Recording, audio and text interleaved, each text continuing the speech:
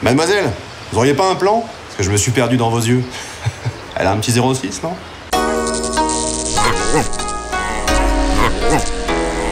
Salut toi, c'est encore moi, Jason, ton coach en très bien-être. Ancré. Aujourd'hui, on va parler d'un sujet un peu délicat, mais super important. C'est le harcèlement de rue. Si ça continue comme ça, non seulement on va pas devenir champion du savoir-vivre ensemble, mais on va dégringoler en bas du classement. Moi, ce que je veux, c'est que la France soit première. Les autres places, ça m'intéresse pas. Non, attends, Didier, explique-moi. Donc, qu'est-ce que tu lui as dit à la fille? Vous êtes charmante.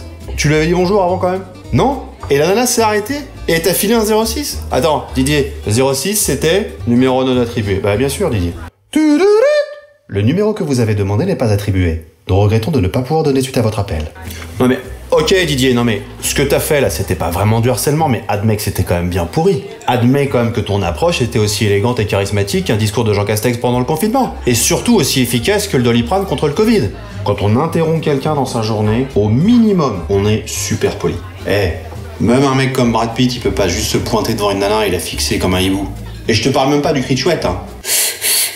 Ouais, ça c'est le cri d'une chouette malade, hein. Ça c'est le cri d'une chouette qui souffre. Moi, la souffrance animale, je suis contre. Une vraie chouette, Didier, ça c'est le cri d'une chouette qualité française. Ça c'est une chouette nourrie au mulot bio. Circuit court, Didier. Non mais oublie, c'est pas dingue, c'est pas dingue. C'est juste que moi j'aime bien les chouettes. Puis d'ailleurs là-dessus, on est plutôt sur un hibou, je pense. Région Pyrénées. C'est pas le propos, c'est vrai. Il y a un truc tout bête, mais apparemment il y a des gens qui l'ont pas compris. On touche pas les gens dans la rue. Point. Même si c'est le bras ou l'épaule, on touche pas les gens dans la rue. C'est pas la question. Et les gens que tu connais pas, tu peux juste leur dire bonjour, bonne journée, pas belle journée. Fais gaffe, on reviendra là-dessus, mais bon. Bref, mais en tout cas, c'est tout. Les gens, c'est pas des chiens ou des chats que tu peux les caresser. Ah, mignon, hein. Non.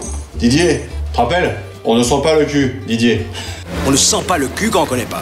Moi, je t'expliquerai bien la différence entre les animaux et les humains, mais si je dois t'expliquer cette différence, c'est pas d'un coach que t'as besoin, c'est d'un psy. Moi, je suis coach. Autre chose, si la personne ne répond pas 99 fois sur 100, c'est pas qu'elle t'a pas entendu. Donc répète pas ta phrase d'approche en carton à l'infini. Hein. Puis la suis pas, puis l'insulte pas.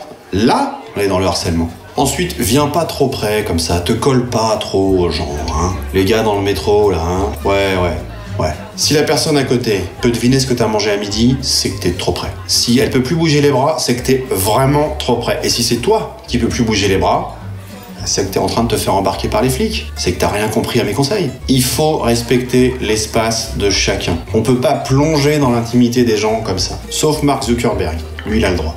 Lui, il sait ce que t'as mangé à midi. Il connaît ta pointure. Il sait exactement ce que t'as regardé sur ton ordinateur hier soir. Oh.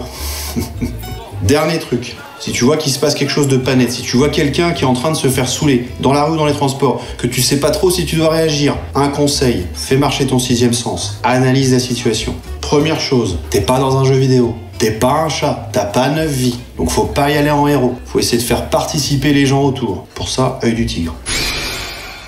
Tu repères quelqu'un qui te semble solide. Attention, c'est pas forcément les plus costauds, les plus solides. T'attrapes le regard et tu fais comprendre qu'il faut y aller. Et là, hop, magie, vous êtes deux.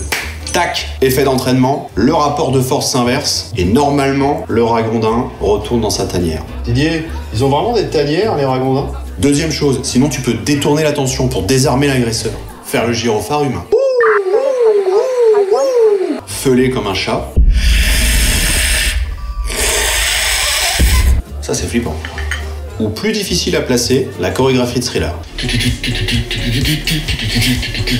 Normalement, là, tu rassembles 50 mecs, ça part en clip et le machin est la rame de métro, terminé, c'est bon, c'est réglé. Tac! Distraction, c'est gagné. Pour résumer, l'espace public, c'est un endroit où on mélange nos chakras. Donc, parler aux gens, bien sûr. Poliment, encore mieux. Dans un monde idéal, on serait carrément en mode bisounours à envoyer les rayons. Faire l'espace public super de nouveau. Ouais, en français, c'est pas ouf. Bon, sinon, tu connais la chanson. Le petit pouce bleu qui va bien, on s'abonne parce que ça fait plaisir. La petite cloche pour pas en louper une.